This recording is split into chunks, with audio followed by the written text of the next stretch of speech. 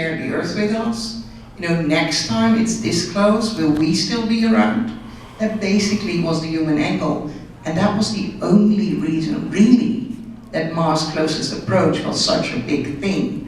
I mean, it was picked up by the media, this idea of, you know, last time the Neanderthals was still around, I think about 3-4 months later, and it got away, you know, far away, of course, of our little group and me, but it meant that all mainstream media picked up on it because it had a human angle. And let's face it, in 2018, Mars will again be quite close. And back to Mars One, Mars One has captured a huge audience, and that's a fact. They have captured the world, and it's our responsibility as the Mars community to make sure this isn't a false start, because if it is, that's going to make it harder for people to see Mars as a serious target in the future. It's like a Kickstarter campaign. If you blow it the first time, you're not going to succeed the second time. So even in addition to a crisis plan, I think we should develop a general communications plan throughout the whole way where we have a way of saying, if this isn't successful, it's still a valuable venture, because there are 100 people around the world right now who think they're going to be an astronaut, and for this to turn out to be a scam, it'll really, really discolor our vision of Mars. Yeah, and it is a challenge, because if you don't think this way, companies that are in the room with us who have enough to do with their own communication strategies, right? You know, I have to write my plan for my programs and my missions and the things I'm involved with, and now you're telling me I need to be concerned about other people's missions and other things and how that's going to impact me. And unfortunately, in this case, if the value proposition of Mars is clouded or damaged because of another organization's failure, it will impact all of us in our collective mission to bring humans to Mars and have that success.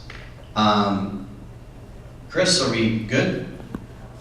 I really don't want to get off stage. I'm just trying to be nice, because I know there are 2 other panels. I could be here all day with you, and I'm sure we'd have a lot of fun. We'll probably do one more question, then we're going to do a round robin around the room.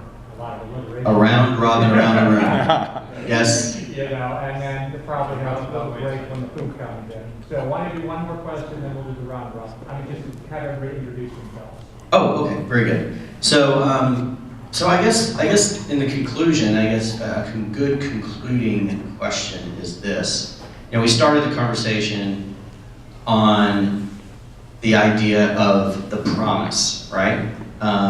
What is that promise that we're making to humanity, the United States citizen, to Congress? What is that promise we're making to that mother in Indiana, or India, as the case may be?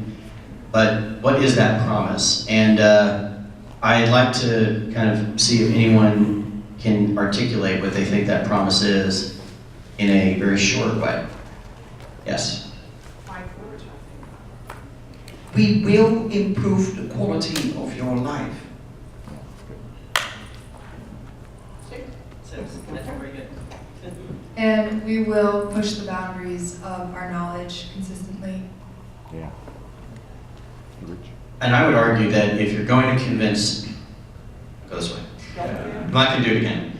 If you're going to convince Congress and the American people, I still believe that